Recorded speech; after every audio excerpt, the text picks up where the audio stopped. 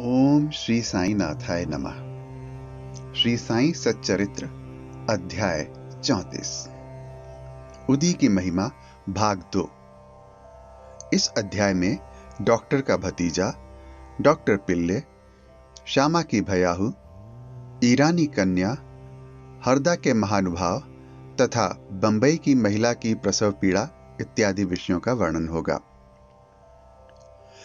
इस अध्याय में भी उदी की ही महत्ता क्रमबद्ध है तथा उन घटनाओं का भी उल्लेख किया गया है जिनमें उसका उपयोग बहुत ही प्रभावकारी सिद्ध हुआ। डॉक्टर का भतीजा। नासिक जिले के मालेगांव में एक डॉक्टर रहते थे। उनका भतीजा एक असाध्य रोग ट्यूबरकुलर बोन एब्सेस, जो कि एक प्रकार का तपेदिक है, से पीड़ित था। उन्होंने तथा उनके सभी डॉक्टर मित्रों ने समस्त उपचार किए, यहां तक कि उसकी शल्य चिकित्सा भी कराई गई, फिर भी बालक को कोई लाभ न हुआ। उसके कष्टों का पारावार न था।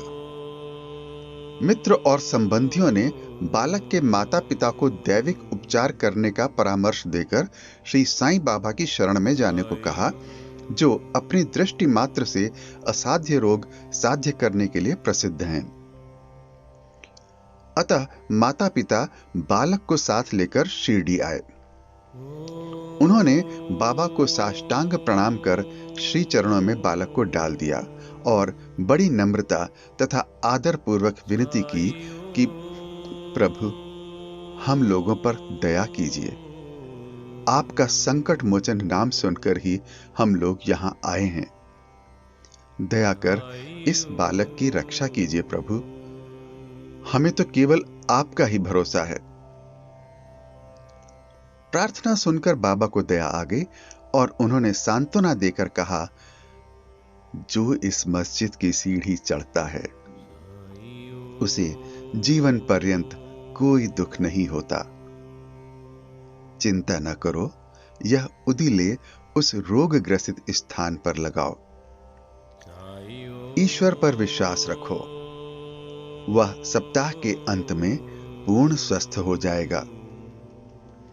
यह मस्जिद नहीं, यह तो द्वारकावती है, और जो इसकी सीढ़ी चढ़ेगा उसे स्वास्थ्य और सुख की प्राप्ति होगी तथा उसके कष्टों का अंत हो जाएगा।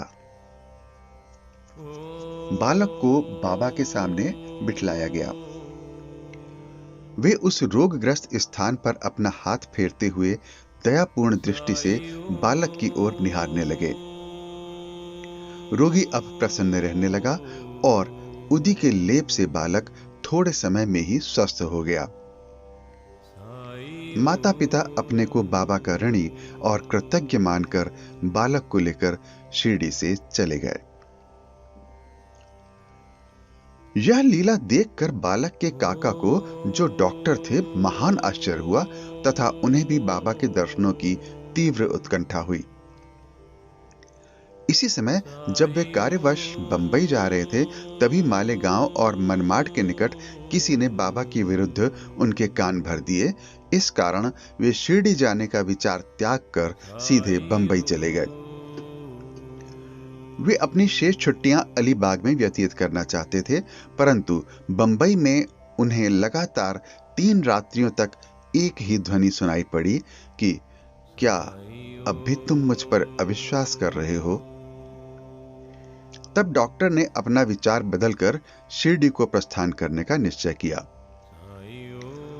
बंबई में उनके एक रोगी को सांसर्गिक ज्वर आ रहा था, जिसका तापक्रम कम होने का कोई लक्षण दिखाई न देने के कारण उन्हें ऐसा लग रहा था कि कहीं शिरडी की यात्रा स्थगित न करनी पड़े।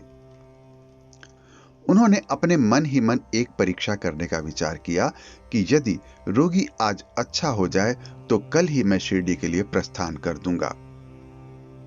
आश्चर्य है कि जिस समय उन्होंने यह निश्चय किया, ठीक उसी समय से ज्वर में उतार होने लगा और ताप क्रमशः सामान्य स्थिति पर पहुंच गया। तब वे अपने निश्चयानुसार शिरडी पहुंचे और बाबा का दर्शन करके उन्हें प्रणाम किया। बाबा ने उन्हें कुछ ऐसे अनुभव दिए कि वे सदा के लिए उनके भक्त हो गए। डॉक्टर वहां 4 दिन ठहरे और उदी तथा आशीर्वाद प्राप्त कर घर वापस आ गए। एक पखवाड़े में ही पदोन्नति पाकर उनका स्थानांतरण बीजापुर को हो गया। भतीजे की रोग मुक्ति ने उन्हें बाबा के दर्शनों का सौभाग्य दिया तथा शिरडी की यात्रा ने उनकी श्री साईं के चरणों में प्रगाढ़ प्रीति उत्पन्न कर दी। डॉक्टर पिल्ले बाबा के एक निष्ठ भक्त थे। इसी कारण वे उन पर अधिक स्नेह रखते थे और उन्हें सदा भाऊ कहकर पुकारते तथा हर समय उनसे वार्तालाप करके प्रत्येक विषय में परामर्श भी लिया करते थे। उनकी सदैव यही इच्छा रहती कि वे बाबा के समीप ही बने रहें। एक बार डॉक्टर पिल्ले को नासूर हो गया। वे काका साहब दीक्षित से बोले, मुझे असह्य पीड़ा हो रही है और मैं अब इस जीवन से मृत्यु को ही अधिक श्रेयस्कर समझता हूं। मुझे ज्ञात है कि इसका मुख्य कारण मेरे पूर्व जन्मों के कर्म ही हैं। जाकर बाबा से कहो कि वे मेरी यह पीड़ा अब दूर करें। मैं अपने पिछले जन्म के कर्मों को अगले 10 जन्मों में भोगने को तैयार हूं। तब काका दीक्षित ने बाबा के पास जाकर उनकी प्रार्थना सुनाई। साईं तो दया के अवतार ही हैं। वे अपने भक्तों के कष्ट कैसे देख सकते थे। उनकी प्रार्थना सुनकर उन्हें भी दया आ गई और उन्होंने दीक्षित से कहा, पिल्ले से जाके कहो घबराने की ऐसी कोई बात नहीं है। कर्मों का फल 10 जन्मों में क्यों भुगतना पड़ेगा। केवल 10 दिनों में ही गत जन्मों के कर्मफल समाप्त हो जाएंगे। मैं तो यहां तुम्हें धार्मिक और आध्यात्मिक कल्याण देने के लिए ही बैठा हूं। प्राण त्यागने की इच्छा कदापि न करनी चाहिए। जाओ, किसी की पीठ पर लादकर उन्हें यहां ले आओ। मैं सदा के लिए उनका कष्टों से छुटकारा कर दूंगा। तब उसी स्थिति में पिल्ले को वहां लाया गया। बाबा ने अपने दाहिनी ओर उनके सिरहाने अपनी गादी देकर सुख से लिटाकर कहा, इसकी मुख्य औषधि तो यह है कि पिछले जन्मों के कर्मफल को अवश्य ही भोग लेना चाहिए, ताकि उनसे सदैव के लिए छुटकारा हो जाए। हमारे कर्म ही सुख दुख के कारण होते हैं, इसलिए जैसी भी परिस्थिति आए उसी में संतोष करना चाहिए। अल्लाह ही सबको फल देने वाला है और वही सबका रक्षण करता है। ऐसा विचार कर सदैव उनका ही स्मरण करो। वे ही तुम्हारी चिंता दूर करेंगे। तन मन धन और वचन द्वारा उनकी अनन्य शरण में जाओ, फिर देखो कि वे क्या करते हैं। डॉक्टर पिल्ले ने कहा कि नाना साहब ने मेरे पैर में एक पट्टी बांधी है, परंतु मुझे उससे कोई लाभ नहीं पहुंचा। नाना तो मूर्ख हैं, बाबा ने कहा। वह पट्टी हटाओ, नहीं तो मर जाओगे। थोड़ी देर में ही एक कौवा आएगा और वह अपनी चोंच इसमें मारेगा, तब तुम शीघ्र ही अच्छे हो जाओगे। जब यह वार्तालाप हो ही रहा था, उसी समय अब्दुल, जो मस्जिद में झाड़ू लगाने तथा दिया बत्ती आदि स्वच्छ करने का कार्य करता था, वहां आया। जब वह दिया बत्ती स्वच्छ कर रहा था तो अचानक ही उसका पैर डॉक्टर पिल्ले के नासूर वाले पैर पर जा पड़ा। पैर तो सूजा हुआ था ही, और फिर अब्दुल के पैर से दबा तो उसमें से नासूर के 7 कीड़े बाहर निकल पड़े। कष्ट असहनीय हो गया और डॉक्टर पिल्ले उच्च स्वर में चिल्ला पड़े। किंतु कुछ समय के बाद वे शांत होकर गीत गाने लगे।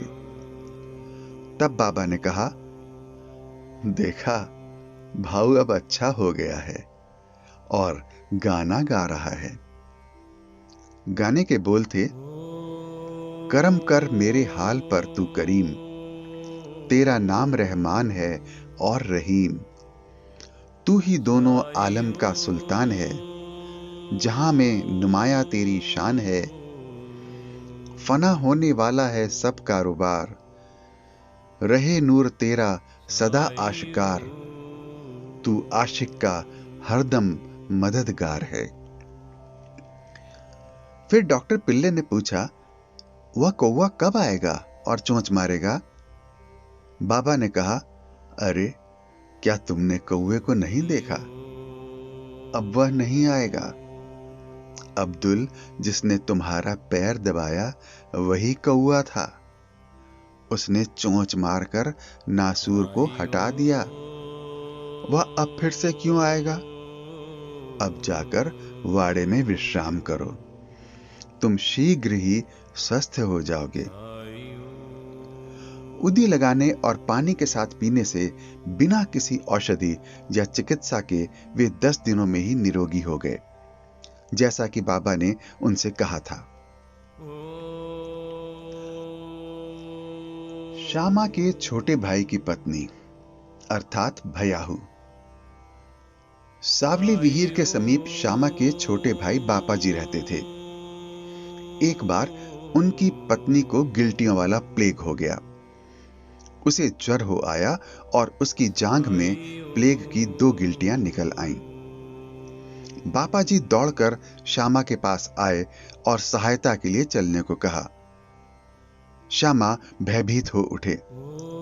उन्होंने सदैव की भांति बाबा के पास जाकर उन्हें नमस्कार किया और सहायता के लिए उनसे प्रार्थना की तथा भाई के घर जाने की अनुमति मांगी। बाबा ने कहा कि इतनी रात्रि व्यतीत हो चुकी है, अब इस समय तुम कहां जाओगे? केवल उदी ही भेज दो। ज्वर और गिल्टी की चिंता क्यों करते हो? भगवान तो अपने पिता और स्वामी हैं, वह शीघ्र ही स्वस्थ हो जाएगी। अभी मत जाओ, प्रातः काल जाना और शीघ्र ही लौट आना। श्यामा को तो उस मृत संजीवनी उदी पर पूर्ण विश्वास था। उसे ले जाकर उसके भाई ने थोड़ी सी उदी गिल्टी और माथे पर लगाई और कुछ जल में घोलकर रोगी को पिला दी। जैसे ही उसका सेवन किया गया, वैसे ही पसीना प्रवाहित होने लगा, ज्वर मंद पड़ गया और रोगी प्रगाढ़ निद्रा में निमग्न हो गया। दूसरे दिन बापा जी ने अपनी पत्नी को स्वस्थ देखकर बड़ा आश्चर्य प्रकट किया कि ना तो ज्वर है और ना गिल्टी का ही कोई चिन्ह। दूसरे दिन जब श्यामा बाबा की आज्ञा प्राप्त कर वहां पहुंचे तो अपने भाई की स्त्री को चाय बनाते देखकर उन्हें बड़ा आश्चर्य हुआ। अपने भाई से पूछताछ करने पर उन्हें पता चला कि बाबा की उदी ने एक रात्रि में ही रोग को समूल नष्ट कर दिया है। तब श्यामा को बाबा के शब्दों का मर्म समझ में आया कि प्रातः काल जाओ और शीघ्र लौटकर आओ।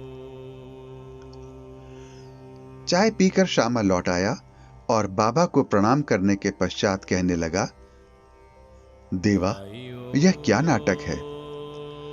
पहले बवंडर उठाकर हमें अशांत कर देते हो, फिर हमारी शीघ्र सहायता कर सब ठीक ठाक कर देते हो। बाबा ने उत्तर दिया, तुम्हें ज्ञात होगा कि कर्म पथ अति रहस्यपूर्ण है। यद्यपि मैं कुछ भी नहीं करता, फिर भी लोग मुझे ही कर्मों के लिए दोषी ठहराते हैं। मैं तो एक दर्शक मात्र ही हूं। केवल ईश्वर ही एक सत्ताधारी और प्रेरणा देने वाले हैं। वे ही परम दयालु हैं। मैं ना तो ईश्वर हूं और ना मालिक, केवल उनका एक आज्ञाकारी सेवक ही हूं और सदैव उनका स्मरण किया करता हूं। जो निरभिमान होकर अपने को कृतज्ञ समझकर उन पर पूर्ण विश्वास करेगा, उसके कष्ट दूर हो जाएंगे और उसे मुक्ति की प्राप्ति होगी। ईरानी कन्या।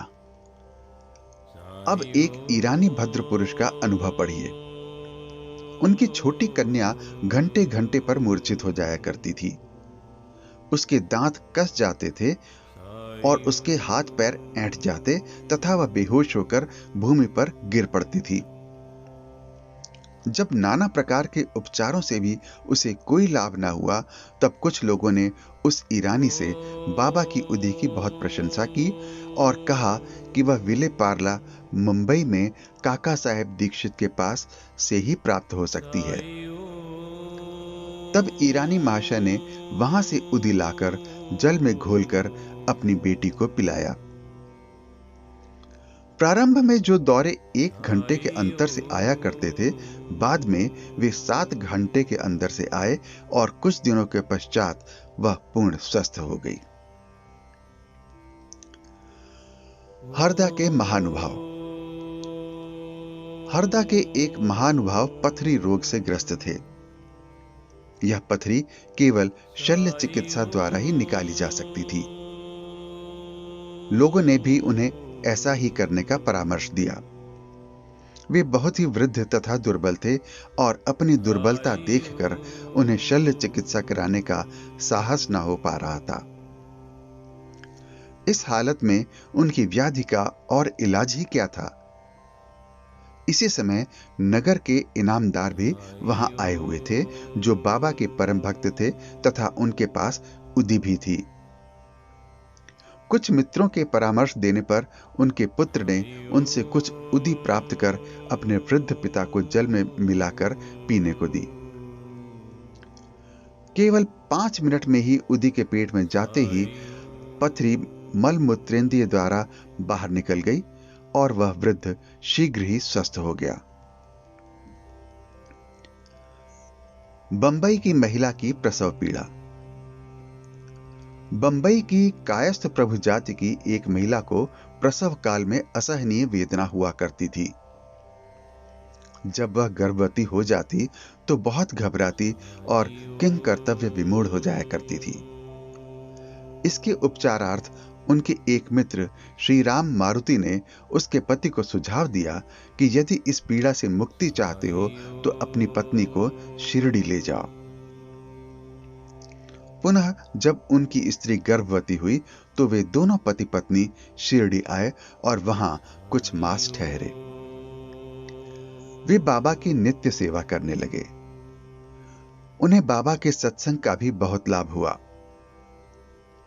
कुछ दिनों के पश्चात जब प्रसव काल समीप आया, तब सदैव की भांति गर्भाशय के द्वार में रुकावट के साथ अधिक वेदना होने लगी।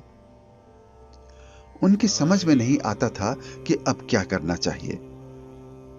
थोड़ी ही देर में एक पड़ोसिन आई और उसने मन ही मन बाबा से सहायता की प्रार्थना कर जल में उदी मिला उसे पीने को दी। तब केवल 5 मिनट में ही बिना किसी कष्ट के प्रसव हो गया। बालक तो अपने भाग्यानुसार ही उत्पन्न हुआ, परंतु उसकी मां की पीड़ा और कष्ट सदा के लिए दूर हो गए। वे अपने को बाबा का बड़ा कृतज्ञ समझने लगे और जीवन पर्यंत उनके आभारी बने रहे। श्री सद्गुरु साईनाथार्पणमस्तु। शुभम भवतु।